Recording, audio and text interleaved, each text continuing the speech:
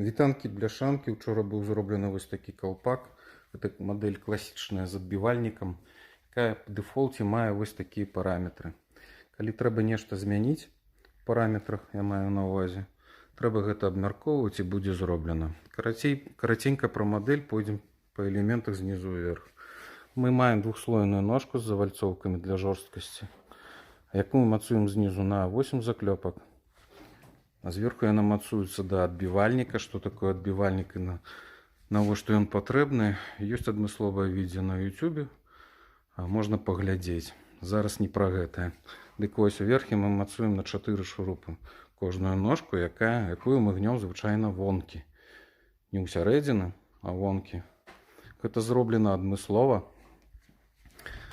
бо калі вецер дзьме, імкнецца сарваць наш калпак, каб вось гэтае плячо было як мага карацей, каб канструкцыя была больш надзейная. Калі б мы лапкі гнулі ў сярэдзіну, гэта плячо было б большае. Вось менавіта з гэтай нагоды мы гнём менавіта так лапкі для ножак.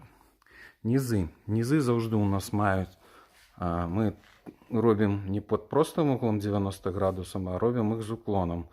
Для гэта есть две нагоды. Першая, канструкцыя больш жорсткая атрымоўваецца, і па-другое, каб быў сцёк вады. Бо калі тут 90 градусаў, кроплі вады тут ляжаць, і атрымоўваецца эфект лінзы так званы. То бок сонейка свеціць, і як праз лінзу разрушае палімерку. Так? Каб гэтага не было, мы робім з уклонам нізы. Таксама нізы маюць там адбівальнік невялічкі. Гэта ўсё дзеля таго, каб касцы дождж не трапляў у комін, туды, у дзірку.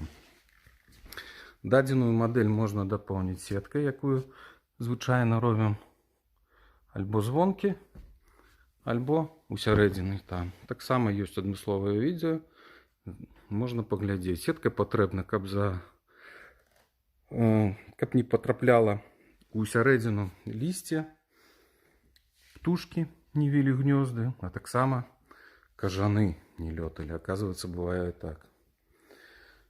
Дык вось, каб замовіць дадзеную модель калпака, трэба мець размер А, Б і В. Размер В патрэбны для таго, каб усе гэтыя часткі былі аздоблены металам. Каб дзірка калпака супадала з дзіркай коміна.